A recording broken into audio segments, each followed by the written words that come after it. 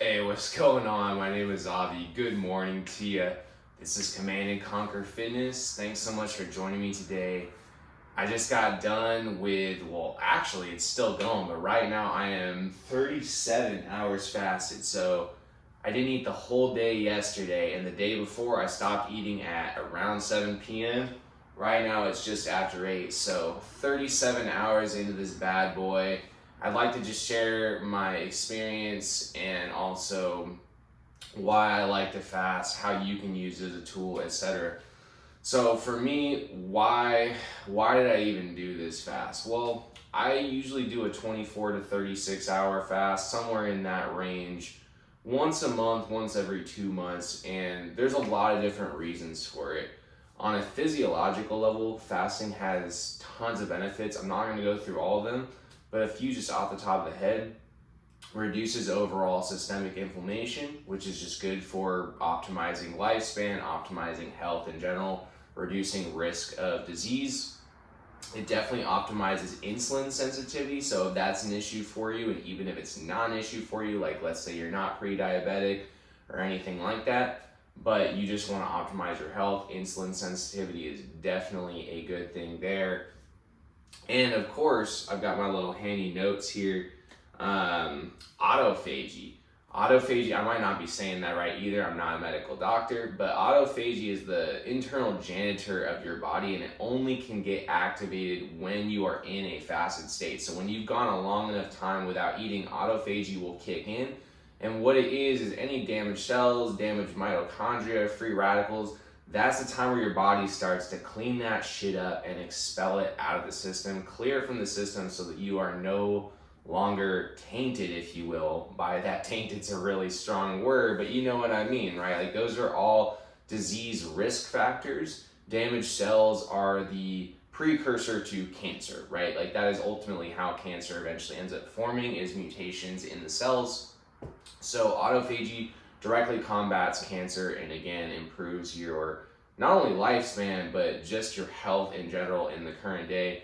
Sauna also has a lot of similar effects, but autophagy really is the principal way to detox. I hate using that word since that has just gotten frankly used way out of hand and in contexts where it really should not be used, like juice detoxing, which is total bullshit in case you weren't aware.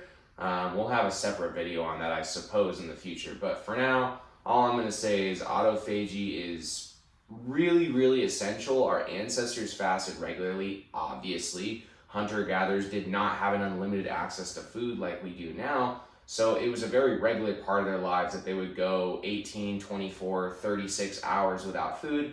Autophagy would kick in. The internal janitor of the body would do its thing, disposing of whatever garbage was lying around. And as a result, your body stays clean, well kept, and can go on functioning optimally, right? And it just makes sense, right? You wouldn't let the waste in your house accrue, right? You take out the trash. Same concept with your body. Fasting allows that to happen. Now, the other one I want to mention that I've got on my notes here is dopamine and neurological system, kind of a hard reset calibration / optimization. What do I fucking mean right there? Well, you may have heard, right, the concept of tolerance being used in regards to dopamine and drugs. Like, for example, with weed, the more of it that you use within a concentrated time period, the more dopamine is flooding the brain. This is very oversimplified, by the way, but the more the dopamine is flooding the brain, and through the flooding of the brain's response to that is to down regulate both number and sensitivity of dopamine receptors. What is the end result? It means that once you're off the weed, life just kind of feels bleak as fuck. And it's not just weed. I don't mean to pick on weed. This could happen with any drug that is producing supraphysiological levels of dopamine, like very high levels of dopamine. Crack cocaine is another example. When you're off the drug, and anyone who's done cocaine will tell you this, or ecstasy, you have a come down period, right? You're depressed, you're lethargic, you start to have possibly even suicidal ideation, right? Everything just looks darker. You're looking at the world through gray tinted glasses. And that's really just the natural response of the brain after such high levels of dopamine. It's just naturally going to down regulate receptors and the sensitivity of those receptors, in order to maintain homeostasis, which is just that consistent, stable state in the body. The human body is a vessel of homeostasis. Your brain has all sorts of checks and balances within it to try and maintain homeostasis on many different levels, including dopaminergic and other neurological mechanisms. Now, getting out of nerd talk for a second, what does that actually look like in real life? I can tell you what it looks like because I just went out and took my morning walk and I felt fucking awesome, dude. Now, don't get me wrong, I'm really excited to have my first meal. But man, your brain's more sensitive, right? Because when you're fasting, you're not getting all that dopamine from your standard 3 meals a day. I eat 3 meals a day, maybe you do 2, whatever. But your standard level of dopamine that you're getting from your normal meals, you're not getting that, right? So your dopamine levels come down. You're focusing more on the nuances of life. We'll get to that in a moment. But right, dopamine levels go down. How does the brain respond to maintain homeostasis? Jack up the sensitivity and the number of dopamine receptors such that your brain's more sensitive. The joys hit harder. It's amazing. Like taking my morning walk, I was just like, wow, doing my gratitude practice, like this is amazing. Like the sunrise is so beautiful. The cold air on my skin, it just feels invigorating. I had a conversation with a stranger and pet their dog, and like the connection with them and everything just felt way better than it normally does, right? And this effect is lasting, right? Once you go back to eating, it's not like it goes away. It's a actual hard reset on your neurological system in this regard, which I just find fascinating every single time I do a fast. And that's why I personally view fasting as an indispensable tool in your arsenal, even if you're not trying to lose weight, which we'll get to that later as well. But man, it just feels good. So it's the total opposite of like crack cocaine or ecstasy. You're jacking down the dopamine levels temporarily when you're not eating, and as a result, you just tend to be way more attentive, and things that produce mild amounts of dopamine, like healthy things like playing guitar, socializing, doing a hobby you enjoy, journaling, reading, right? Like all these things that produce mild amounts of dopamine, now all of a sudden your brain is more sensitive and attuned to that. So those experiences just feel great and rewarding, as they should. I mean, part of why they don't feel like that in normal daily life is because we have so many things that are hijacking and corrupting and fucking up and perverting our dopamine systems, like social media, like an unending supply of junk food that food scientists have engineered to be addictive and overly pleasurable, right? And we have unlimited access to porn. You get the idea. We have so many things fucking up our dopamine systems. So we got to have a force in the opposite direction, and fasting does that. Okay, why else? Mental toughness and resilience. Anyone who has ever done a fast knows how fucking hard it is, especially if you're doing 24 hours and beyond. I actually think 36 isn't really that much harder than 24, to be honest, because if you do from 7 p.m. to 7 p.m., that's fucking hard. And then the 36-hour fast, you just gotta make another 3 hours at night, which is just like, okay, watch your favorite TV show, make some tea, and before you know it, it's bedtime, and then you just go to bed. Now, sleeping when you're that fucking hungry is kind of hard, to be honest, but you just get through and you're just laying in bed, so, no chance of really fucking it up at that point, and then you wake up and eat. But 24 hours is tough. You have to dig deep. You've got to manifest virtue and perseverance and stay focused on what you're doing and just believing, right, that you can get through it. The Stoic concept of like the discipline of perception here is very important. And what is that for those of you that aren't aware? When you have something that happens to you in your life, like the sensation of hunger, could be internal or external. When something happens to you, that's just simply an event. You and your brain get to decide what that means. You get to assign a narrative. That is part of the power conveyed to you as a human being, right? Take that power back, dude. Empowerment. Like, you can decide what everything in your life means to you. And a huge skill that I've learned to develop through fasting is to tune the signal to noise ratio, meaning what actually is worth paying attention to and getting worked up over and what is not, right? And when you're fasting, hunger is just not something to get worked up over. Maybe in your normal life, you're like, oh, I'm a little hungry, I need to eat. But when you're fasting, you just have to embrace that mindset, like, dude, this shit doesn't fucking matter. It doesn't fucking matter. You just acknowledge it, right? You observe the hunger. It's an event in the universe. It's an event in your life, but it's okay. Like, that's the meaning I assign to it. And what you do will be you. But for me, I'm just like, it's okay. It doesn't matter. It will pass. It doesn't really have meaning. It's not something worth paying attention to. I'm capable of working through this, period. And then when you don't really assign it that much meaning, it allows you to just go right back to focusing on other things. So you get to choose whether that hunger harms you or not. Obviously, if you starved for 2 weeks and died, that's a different scenario, but this is a controlled fast. We have access to food at the end of it, right? So knowing that it's gonna end in the middle of it when you feel hunger, that shit don't harm you. It doesn't harm you. You get to decide.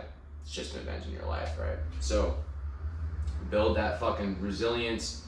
Okay, there's another one that I really fuck with, which is building confidence, right? When you do a 24-hour fast, you build confidence. Like, I can get through hard shit. That goes back to building resilience, but it's another part of it, right? It's the confidence piece, and it teaches you, like, yo, I can go without.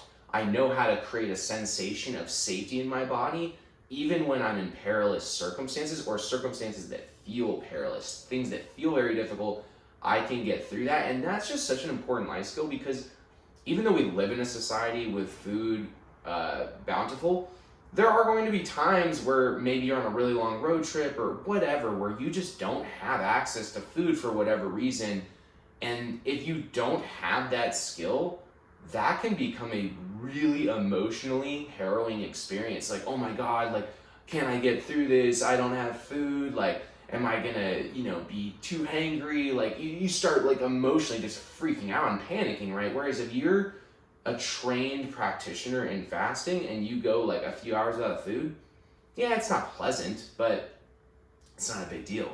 You've trained. You know how to get through that. You know how to practice that stoic discipline of perception, acknowledge the event in your body, don't attribute meaning to it or anything that, draws attention, move on, and practice safety. I can get through this. I am worthy of love and belonging. I am strong. Boom. And then you fucking move through, you build that confidence. Awesome. Okay. Now I've saved the best part for last here. Fasting is a spiritual experience. There's a reason that pretty much every single culture and religion ever known to humanity has practiced fasting. It has been an indispensable part of their practices, of their traditions, their rituals, and their customs. Why? Because, I think there's a lot of different reasons, and probably the religions differ on their opinions of this. My experience spiritually with fasting is that because eating and making meals and doing dishes and all that takes so much time, like, I probably get back an hour and a half or 2 hours on a fasting day just from not eating. You have so much more time back that things slow down. You focus on the finer details of life, and you can get to do some, like, joyous activities that maybe during your work week or during your normal daily life you don't normally have time to do. So you get to do things you don't normally do. Your dopamine's higher because of not dopamine, but your dopamine sensitivity's higher, so those things hit harder. You're doing joyous things. They're feeling better than they normally do. You have more time to really focus on the finer details and the gratitude and the nuances of why you're doing what you're doing, why you're enjoying it. So it's just this, like, very slowed down, novel, attentive experience if you let it. Again, if you're panicking during your fast, that goes back to earlier, right? Gotta get those emotions acknowledged and then reframe the thoughts related to those emotions so that you can get into a balanced state. But once you're in that balanced state, man, it really opens a door for the spirituality if you just welcome that into your heart and into your mind. It's a beautiful thing, and I really feel that it is an experience that cannot be accessed any other way. In the same way that someone who takes shrooms or acid will tell you, like, yo, that experience is unique to that drug. You cannot experience what's on the other side of that any other way. I really do believe that about fasting. You get to this state of mind and body that is just beautiful. It's hard as fuck to get there. Don't get me wrong. I don't want to be like, oh, it's all rainbow and fun and games. No, it's not what I'm saying. It's not a walk in the park. But like so many things in life that are valuable, yeah, you gotta work hard to get there, but once you fucking do, oh my God, it's great, it's novel, it's unique, amazing. So those are the reasons I fast. What was this fast like for me?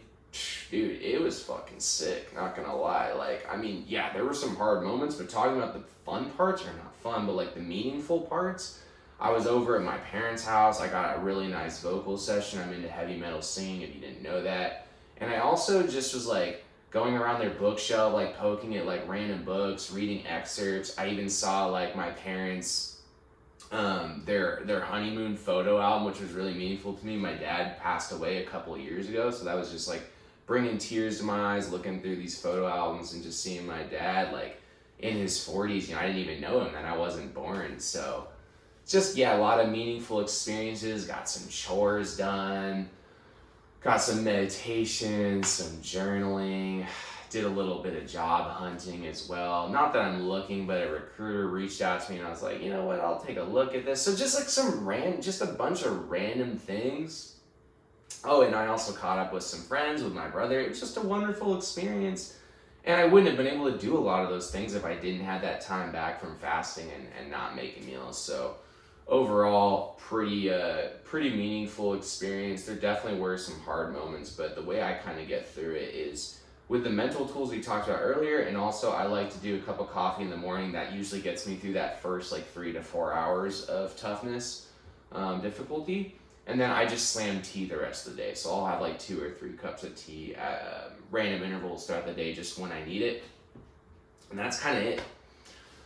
Yeah, you just practice. And that's the thing, right? Is I would recommend not just jumping into a 24-hour fast immediately. You can start out with like, hey, like let's just do 16 and do a few of those over the course of a few months. Build that confidence. Like, hey, I can do that. And then maybe 17, 18, right? Just build it incrementally until you're up to 24.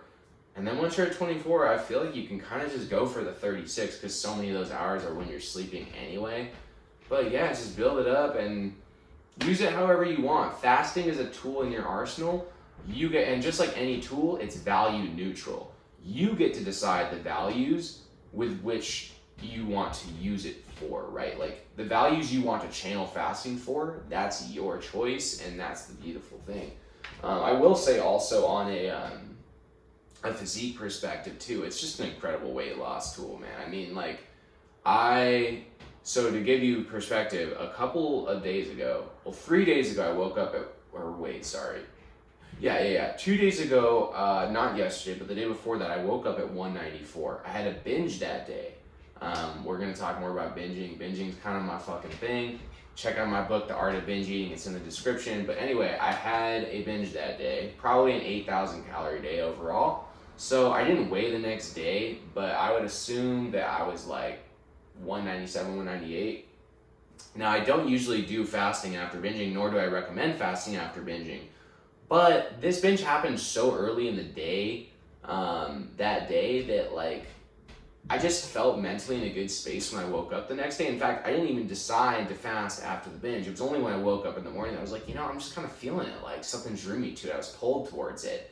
And that's why I would say don't fast as a compensatory restrictive measure after a binge. That's never a good idea, because now you're building a relationship with fasting that's almost like a punishment mechanism or a compensation mechanism, when really fasting should just be done for no other reason than you just want to do a fast. It shouldn't be to make up for your bad behavior or to make up for a binge. That intertwines morality with fasting, and no. That's, and like being a good person or a bad person, fuck that. That's a huge part of my book and just my principles in general. Take the morality out of eating, take the morality of fasting. You having a binge doesn't make you a good or a bad person. You having a good day of eating, or quote, good day of eating, doesn't make you a good or bad person. And you fasting doesn't make you a good or bad person. But that said, I did fast after this binge. I just woke up and felt drawn to it. So I was probably 197, 198 that morning. I didn't weigh. But usually for me, after binges, I'm about 3, 4, 5 pounds heavier. I woke up this morning 191. So obviously not all that's fat. You lose a lot of water weight with fasting. So the real weight will be the day after. But usually that ends up being around 192 for me. Probably a pound up. But that's still cool, right? Like you're still 2 pounds down from the original target weight. And that was with a binge afterward too. So Pretty sick stuff. Anyway, just want to share this with y'all. I hope you found this useful. If you did, feel free to give this video a like and subscribe to the channel. And let me know your fasting experiences below. Like, have you done a fast before? If you haven't, what's been your resistance to it? Did you just not know about it? If you did know about it, like what is the aversion like for you? Why are you opposed to it? Or do you not even have a strong opposition? It's just you've never really like thought like, hey, I really want to do this. If you have done it before, what was it like for you? What were some of your challenges? How did you overcome them? How did it make you feel in the long term? How did it make you feel while you were doing it? What were some of the good parts? What were the bad parts? Yada, yada. All right. I think that's it. Thank you so much for watching.